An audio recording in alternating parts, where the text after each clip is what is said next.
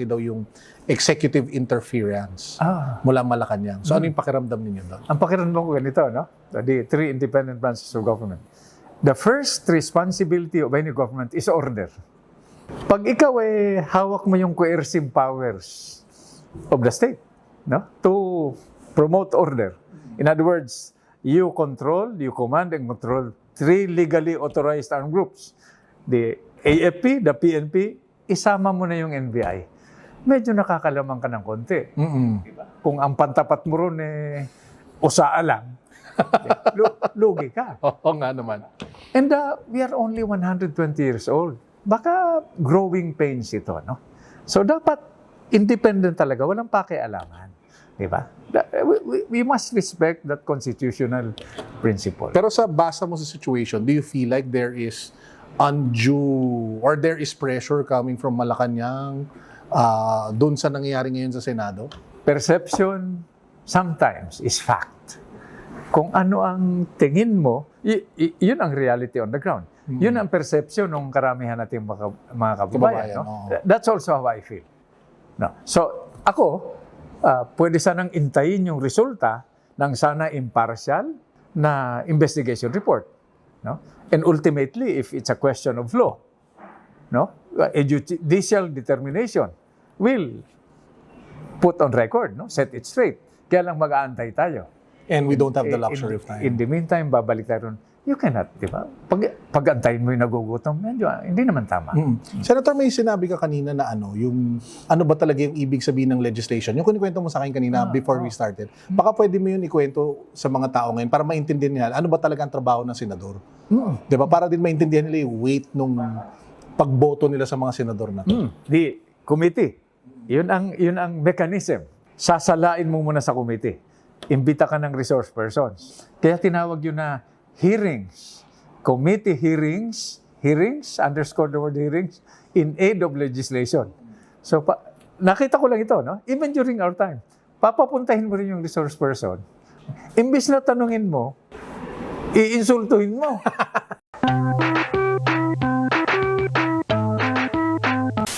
So, Manong Greg, as a veteran senator, former senator, how do you feel about what's happening in the Senate right now? Kasi you've been there for a while, di ba, when you were a senator. So, I'm sure marami kang nararamdaman bilang nakita mo lahat ng gulo na to.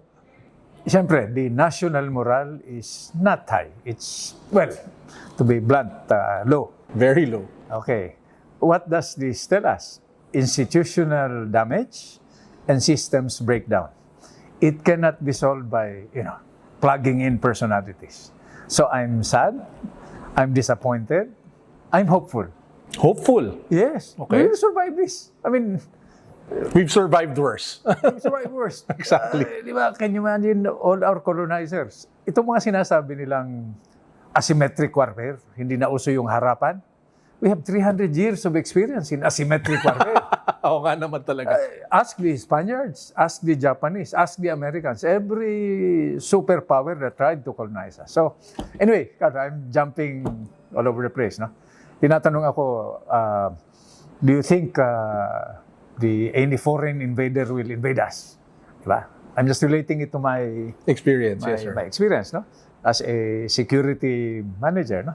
Sabi ko, I don't think anybody will come in. China? No, because they're already here. Dito na sila. Yeah,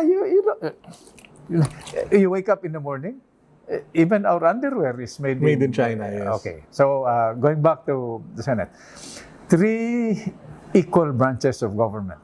They are our leaders. No? The first responsibility of any government is order. We cannot reduce everything to a partisan political issue, no? Which is what's happening right now. Which is what's happening now. So what about food, clothing, shelter, health, education, yung kailangan ng mga data? tao pang-araw-araw, yes. Di ba, the hungry, the homeless, the naked, correct, the sick, the ignorant, no? Those who are victims of fake news and marites, no? They cannot wait. Correct, exactly. So we are managing time. Which we don't have. Yes. Are we wasting time with this? 100%. Yes. That's the perception. So that's how I feel. Hindi ka ba sobrang...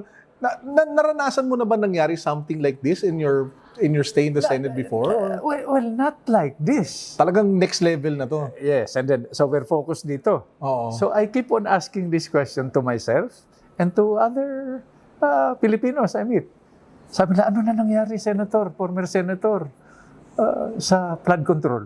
Exactly. Parang We're jumping all over the place. mag-1-year anniversary na, Senator. Kasi malapit na magtag-ulan na naman di ba? Yes, so flood control. I have things to say about that also. But anyway, so ganon. We're wasting time jumping all over the place without resolving and putting closure on issues. No? Kumbaga that have left such a deep scar in the Filipino psyche. and Yes, moral. okay, flood control. At least, di ba, Carlo? Alam na natin ang itsura ngayon ng 1 billion pesos. Oo nga, dati hindi ma-imagine Yeah. Ginunan pa ng picture, ha? Masaya pa sila nung linatag nilang ganun sa lamesa. 4 by 4 by 5. Oh, correct, sir. Ngayon, may mga kababayan tayo na, ganito, may kababayan tayo kumakain sa basurahan. Isang piraso lang nung 1 billion na may picture. Isa lang. Bago na buhay nila. Isa lang. 3 araw ka makakain. Correct. O paano naman hindi sasama yung loob mo? That's what I mean. We're wasting time addressing peripheral, partisan political issues and forgetting about What the real really problem. matters. Yes. Correct. Sir, paano ma-address yan kung parehong both sides ayaw mag-back down? Kasi di ba parang ngayon, parang kakasabi lang yata ni SP Cayetano na he will try to assert his signing privileges. Pagkatapos nun, lumabas naman ng statement yung kabilang side na sinasabi, sila talaga. Mukhang ayaw talaga nila mag-back down. What will happen pag ganun? The rules. And the ultimate rule is the Constitution. Sino naman ang interpreter? The Supreme Court. Supreme Court. Di ba ang tagal nun pag umabot doon? Exactly. Pag matagal, di ba? Then, we're talking about that critical variable, time. Mag-aantay na naman tayo. Kaya sana nilang i-resolve yan that's my feeling, But I don't want to preempt, or be judgmental about the whole thing. 24 kasi ito na inelect ng the same constituency, the constituency that elects our president and vice president, ang nag-elect sa bawat senador. Sayang, nanghihinay lang ako sa wasted na time. Pero beyond sabihin natin na Supreme Court ruling, wala talagang magre-resolve yan unless mag-usap-usap sila at sabihin natin, sige, ikaw na, parang ganon. Ganon. Mag-usap-usap tayo. Bakit? Ano ba ang mission, ang objective ng legislature? Senado. To make laws. So, nakatunganga lahat. Naghihintay na ma-resolve to.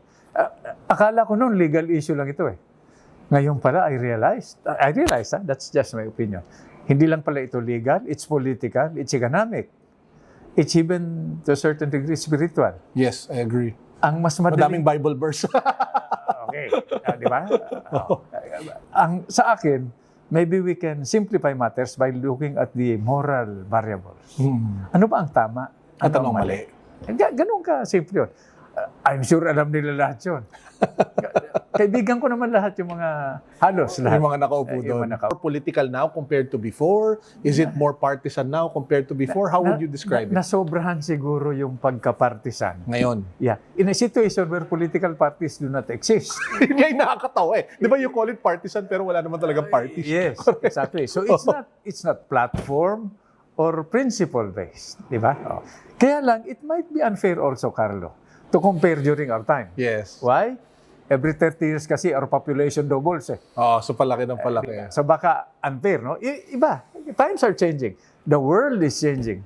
With or without our participation, the world will change. Correct, I agree. So, siguro they have to respond to the changing times, no?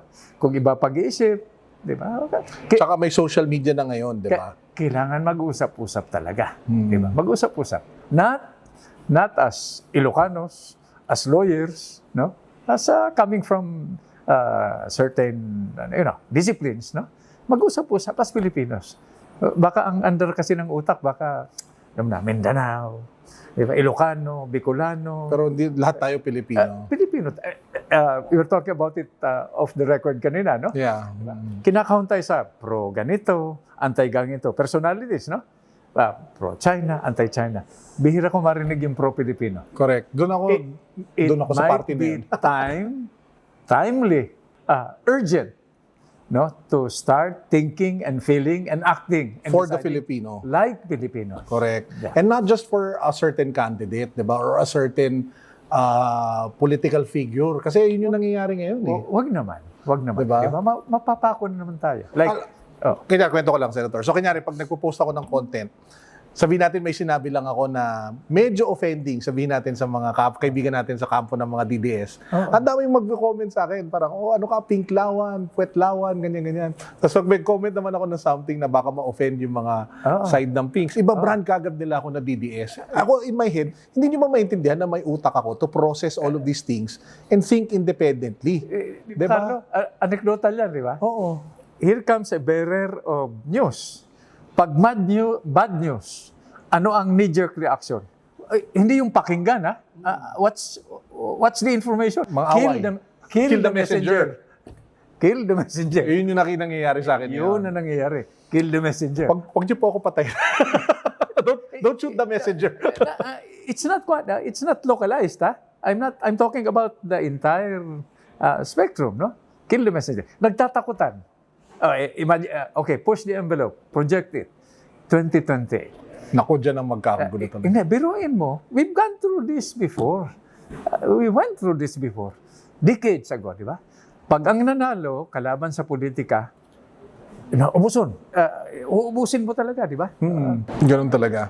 Ay, nako. Anyway, so, one issue, sir, that keeps, na pinapatanong sa akin sa inyo, nag-post kasi ako sa Facebook, mga potential questions for you. May isang nagtanong, pakiramdam daw niya nawala na yung independence ng Senate. Kasi feeling ko naniniwala siya na malaki daw yung executive interference mula Malacanang. So ano yung pakiramdam ninyo daw? Ang pakiramdam ko ganito, no? The three independent branches of government. The first responsibility of any government is order. Pag ikaw hawak mo yung coercive powers of the state, no? To promote order. In other words, you command and control three legally authorized armed groups. The AFP, the PNP, isama mo na yung NBI. Medyo nakakalamang ka ng konti. Diba? Kung ang pantapat mo ron usaa lang, lugi ka. Oo nga naman. And we are only 120 years old. Baka growing pains ito, no? So dapat independent talaga, walang pakialaman. Diba? We must respect that constitutional principle. Pero sa basa mo sa situation, do you feel like there is undue or there is pressure coming from Malacanang dun sa nangyayari ngayon sa Senado? Perception sometimes is fact. Kung ano ang tingin mo, yun ang reality on the ground. Yun ang perception ng karamihan nating mga kababayan. No? That's also how I feel.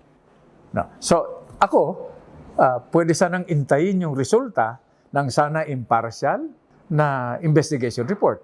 No? And ultimately, if it's a question of law, no? A judicial determination will put on record, no? Set it straight. Kaya lang mag-aantay tayo. And we don't have the luxury of time. In the meantime, babalik tayo ron. You cannot, di ba? Pag-antayin mo yung nagugutom, medyo, hindi naman tama. Senator, may sinabi ka kanina na ano ba talaga yung ibig sabihin ng legislation? Yung kunikwento mo sa akin kanina before we started. Baka pwede mo yun ikwento sa mga tao ngayon para maintindihan nila ano ba talaga ang trabaho ng senador. Di ba? Para din maintindihan nila yung weight nung pagboto nila sa mga senador na to. The committee, yun ang mechanism. Sasalain mo muna sa committee. Imbita ka ng resource persons. Kaya tinawag yun na hearings, committee hearings, underscore the word hearings, in aid of legislation. So, nakita ko lang ito, no? Even during our time, papapuntahin mo rin yung resource person. Imbis na tanungin mo, iinsultuhin mo. Paano pa yun magsasalita? Madalas nga yun mangyari. Diba? Kaya tinawag na hearing, pakinggan mo. Kaya tinawag na resource person para the inputs, no? Varied across the political, economic, diba? Security spectrum. Pakinggan mo. Tapos then you come up with a committee report which will be discussed in plenary. Lahat kayo. Didebate. Nakatakot-takot yan. Pero may rule tayo, di ba? Nung elementary tayo, tinuturo. After the period for debates, finished or not finished, submit your papers. Pass your papers. Decide. You can make a wrong decision. It's not a perfect mechanism. Correct. Democracy is not perfect. Sabi nga ni Churchill, di ba? Democracy is the worst form of government, with the exception of others we have tried. We have to live with that. Correct. It's better to decide and make a mistake and then learn just from the mistake learn from it than down the not decide at all. Dahil nakatunga nga lahat. Which is the current state right now, na nakatunga nga lang tayo lahat. At saka yun nga, nauwi dun sa mga bagay-bagay na which we consider partisan. May sinabi I just want to get your reaction to this. May sinabi si Senator Cheese ba yun? Siya yata yung lumipat, di ba? Si Sen Cheese. Oo. Ang sabi niya na mahirap daw, hindi daw pwede mag-adjourn ang Senate 3 days. Kaya daw siya lumipat. Kaya yung sabi niya, dahil third day na daw dapat yun. So ano yung reaction mo lang doon? Curious lang ako what you think. Senator Cheese, no, is not only a Bicolano, he's also a lawyer. Okay. Carlo, kausapin mo yung dalawang lawyer, tatlo ang magkakaibang position. Totoo yan. Parang never sila nag-agree. Lawyer pa lang yan. Oo. So, di ba? So, hinihintay natin yung nagsalita na, integrated bar.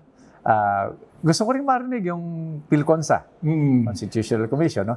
Pero sa akin, ultimately, the Supreme Court Correct. has to decide.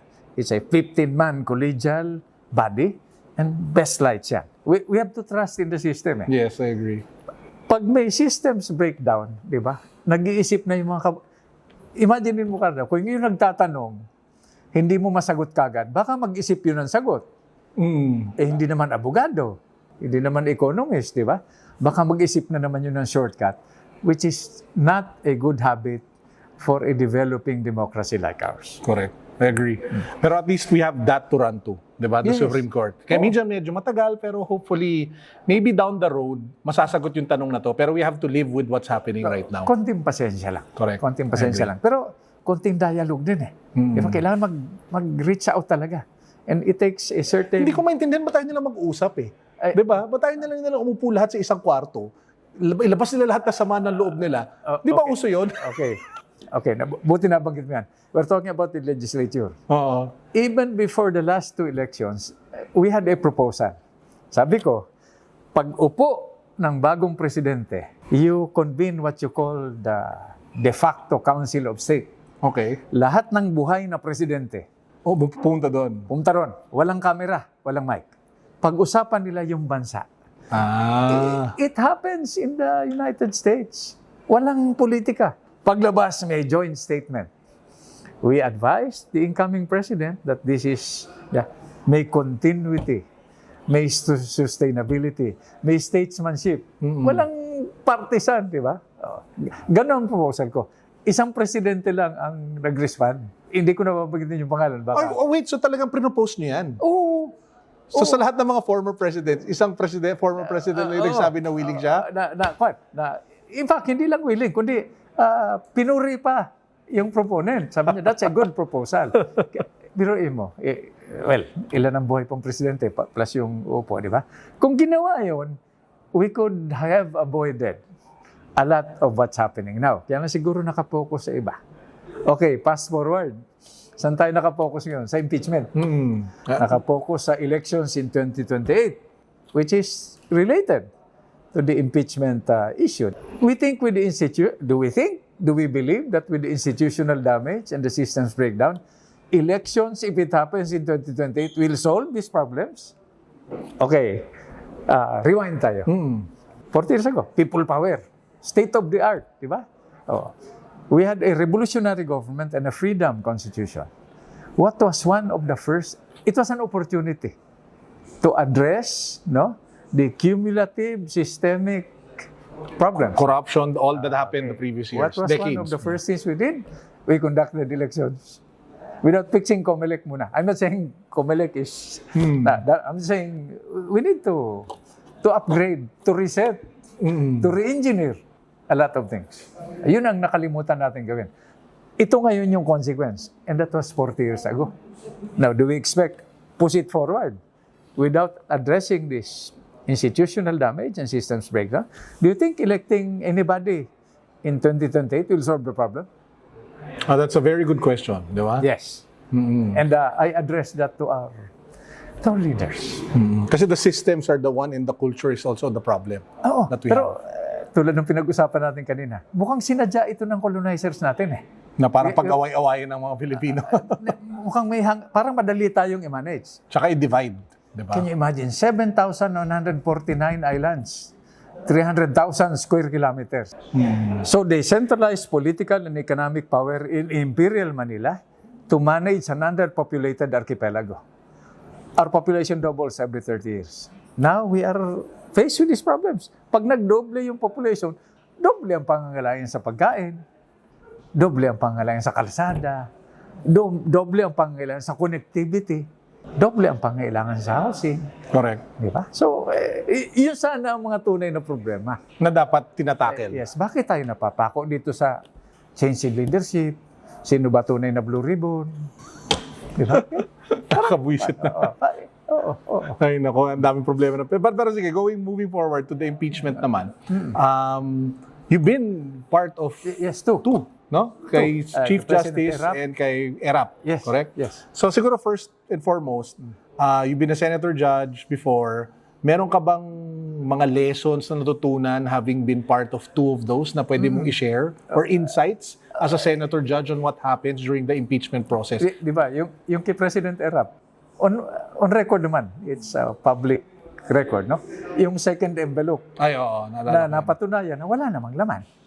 Ang unang decision nun is executive session para mahimay. We can bare our souls. Correct. Spill our guts on the table without subjecting it to public scrutiny. Correct. Prematurely. Correct. Siyempre nagbotohan. Hindi, i-plenary. Disadvantageous yun dun sa prosecution. So what did they do? You choose your battleground. Abay, wala kaming kalaban-laban dun sa legal. Nag-decide yung chamber, dalhin natin sa kalsada. EDSA dos. Yun yung nangyari doon. Tuwing maiinip tayo, dahil di ba, you have a different opinion about the process, the legal dimensions, you bring it to the streets. Now, is it, tanggalin natin yung mga korte natin. Kung ganun na lang Baka palagi. makakatipid pa tayo. Tuwing may issue, legal, political, whatever, ipon tayo sa MOA or kaya sa Luneta. Show of hands. Majority wins. Di ba? Ewan ko, baka makatipid pa tayo rin. Ngayon, yung ba ang gusto natin? Siyempre hindi. Siyempre hindi. Siyempre hindi. May proseso, may institutions, may mechanisms. Meron ka bang mga parang kwento na about either both times na naging senator judge ka na you think na parang the current crop of new senator judges might want to learn from your experience? Well, I speak kasi, Carlo, not from a record of success, ha? I speak from a record of failures.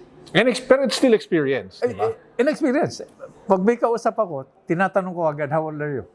Siyempre, ang sagot, 20, 30, 40, 50, 60, 70. Ang balik ko naman, I'm sharing with you experience because nag-20 na ako, nag-30, nag-40, nag-50, nag-60, nag-70. Kaya siguro hindi pa kayo nag-78, ano? Hindi pa. The difference is what I'm sharing with you. Yes. Hoping that your learning curve will be steeper. Matuto kayo sa pagkakamali namin. Correct. Yun ang sineshare ko. Yeah, going back to the impeachment, siyempre it's a legal and political. But mostly, because of technology, the demarcation line that separates foreign policy, economic policy, and even security policy has been blurred. So wala na ngayong legal or political. It's both. It's both. It's all. Diba? It's inclusive. In fact, pati yung separation of church and state, wala na yun. Diba? It's lobbying. Before was a dirty word. Ngayon, it's a legitimate tool for policy making. Di ba, lobby ka? Totoo yan. Kausapin mo. Kausapin mo sa washroom. In fact, itong mga issues na ito, even during the impeachment trials, some decisions were formulated, were cooked up in the comfort rooms. Habang nag-CR break. Masecure eh. Di ba? At least doon may... At least doon lang kayo nag-uusap. Kayo lang. Yung pasahan ng papel, meron ka na bang 11 o 13? Di ba? Doon ang... Doon nagkakakwentuhan. Yun ang biruan namin. Nakakaaliw talaga pag meron kang kausap na may experience na no? But anyway, so ito isa rin tanong na nakuha natin. Can a senator judge be truly impartial when they are political creatures and they have alliances? So yun yung tanong. What is the alternative? For them to be strictly fair and legalistic. Yun yata yung idealistic. Para sa akin, ha? I mean, with all due respect to the one who asked the question, ang daling sabihin yan. Oo, pero mahirap mangyari yan. Kung balik na rin. Di ba? Dahil we're a very judgmental culture, no? Correct. Kung sabihin sa'yo, ikaw nga rito. Pero, pa-elect ka muna. Yung pwedeng, di ba? God will say, ang dami mong bright ideas, tomorrow you will change places. Pa-elect ka muna. Yun ang problema sa ibang ideological groups. Pareho ang objective nila, pero gusto nila, sila ang nakaupo without going through the process. The process. Yes. Yun naman ang unfair naman yun. So, ang sinasabi ko lang dito, it's a judgment call. That's why, di ba, we Filipinos, culturally, we don't think with what we see, what we hear, what we smell, di ba? We think with our heart. Yeah. Where our moral compass is. And normally, from my own experience, alam mo pag tama yung decision dahil mahirap gawin. May masasaktan eh. May trade-off. Somebody told me that whatever you do, you have to pay for it. Correct. Pay for it. May consequences talaga May lahat. consequences. In law of nature. For every action, there's a opposite reaction. So, madali. Mahirap maging senator judge. Correct. Actually, to that point, kaya dapat maging very cautious sa mga tao kung sino yung iboboto nila. 'Di ba? Kasi ultimately, pag nailagay sa posisyon yung mga binoto nila, magta-trust ka sa judgment ng taong yun in situations like this. And we all know naman that there's no perfect senator, there's no perfect human, 'di ba? Lahat ng tao nagkakamali. So what is the approach? Ang standard na solution is educate. Not only the people, but the electorate. Yeah, so that they will make better choices. Kaya pala, Carlo, food, clothing, shelter, health, education, data. Data has to be qualified. Complete, accurate, and timely information that will allow you to make a more rational, more informed, more intelligent decision that will impact on your personal and public life. Correct. Yeah. Yun ang solusyon. But education, di ba? Education in the classrooms. Our educational system needs reform. Sobra. So, Sinabi mo pa. That can be an entire episode of its own. Yes. Talking about education. yes, but what do you do to speed it up? By example, teach our children, our most precious, strategic, and renewable resource, to be disciplined, to be dependable. Because education is guaranteed by the Constitution. Di ba? We seem to have forgotten about it. Educate the next generation of citizens and leaders so that they will make better choices. And better decisions. Better decisions. Well, sana, yan, sabi ko nga doon sa isang kaibigan, kinabukasan talaga ng Pilipinas sa kabataan talaga at the end of the day. Oo. Diba? And our children, by the way, Carlo, are better than us. Ha? I agree. 100%. Better than us. Kahit na ano yung pinagdadaanan nila, kahit na yung tingin natin sa kanila, they're much better than us. Why? Because of technology, because of the experience we share, because of the example Baga we share. lahat yan nag-a-add sa kanila. Yes. Diba? And they're supposedly, they should be much wiser. And by example, bakit leadership? You cannot give what you do not have. Two things, no? If we can solve our problems at home, we can solve any problem abroad. Correct. Totoo yan. Cannot give what you do not have. Where do you start? Siyempre, sarili mo. O sige, expand it. Harmony in our families. Cooperation in our communities. Order in the state. Inclusive growth, progression, and security in our shores. Without forgetting to protect life, liberty, and property. May dagdag pa ron. Borrow from Western tradition. Ano naman ang silbi ng life, liberty, and property kung hindi ka happy? Kaya pala meron silang pursuit of happiness. Meron kang life, liberty, and property. Malungkot ka naman. Parang pointless lahat yun pag gano'n, di ba? Let's go. So, Oh, well, dami natin na pag-usapan pero I have a laundry list lang of issues, Senator, Sige na lang. baka pwede natin ratsadahan. So, unang-una sa lahat, so ito yung mga random questions na lumabas, no? By the way, don't be gentle with me, ha? Ay, oh, Yeah, sasabihin ko naman, hindi ko kaya no problem, no problem. So, unang tanong, tungkol sa VAT. Can you react daw to this statement? Filipinos are overtaxed and underserved. Agree. Di ba? Ba't mo i-impose yung burden doon? Ngayon, balik tayo doon sa 1 billion na 4x4x5. Yung pera linatag sa lamesa. Yung flood control. Yung kinita at kinurakot mo ron, ililipat mo doon sa nagkakandara pa. Correct. Because of the oil crisis, the Middle East conflict. I'm not a taxman. Ha? I'm not even an economist. I'm just a soldier. Correct. Yeah, I'm just saying this from the perspective of grassroots level. Ay, paliwanag mo nila yung flood control. Hindi pa resolved eh. Tapos ang dami pa nilang gustong bagong tax. Tapos gusto mo na namang buwisan, di ba? Hindi na matapos-tapos. May nakakausap ako, mga waiter. Sabi ko, sabi mo, okay, June, di ba? Okay ka naman. Naku, sir, pag time out ko mamaya, alas 9, mag-grab ako. That's his second job. Dapat nagpapahinga na siya, di ba, sa bahay. Ganon ang sitwasyon. Yun actually, Senator, ngayon na sinabi mo, karamihan ng mga kabataan ngayon, and even yung workforce natin, ganun na ngayon. Oo. Kailangan nila umasa sa pangalawang racket, pangatlong racket, pang-apat na racket, para lang mabuhay. Oo. Hindi para maging mayaman. Oo. Kasi sobrang taas ng bilihin ngayon, hindi naman tumaas yung sweldo kasabay ng inflation ng Pilipinas, di ba? Oo. Kailangan mo talaga rumakit para mabuhay. Yun yung malungkot na reality ngayon. Ay, ito ngayon, di ba? Ito yung dapat inasikaso, not tomorrow, like yesterday. Siyempre, lahat yan naka-index sa energy. Correct. Kuryente. I agree. Ano ang unang tama ng kuryente, ng oil prices? Pagkain. Exactly. Kasi Okay. kailangan mo ng oil para magluto. May proposal kami dyan noon. Nag-chairman din ako nung senador ako ng energy. Okay. Manay ko naman sa energy, Carlos. Sundan lang ako. May proposal kami. Okay. Merong Joint Marine Seismic Undertaking. Okay. Panahon ng previous president. Public knowledge naman yan. Sabi ng China, di ba? Ang kausap natin Pilipinas at Vietnam. Meron kayong oil, service contract 63. Wala dun sa West Philippine Sea yung pinag-aawayan natin, kuno. Doon sa dulo ng Palawan. Wala kayong technology, pahiramin namin kayo. Wala kayong pera, pahiramin namin Sino kayo. to, si China? China ito Ang kausap dito Vietnam at Pilipinas. Yung 50-50, 60-40, madali na yan, di ba? So meron dyan.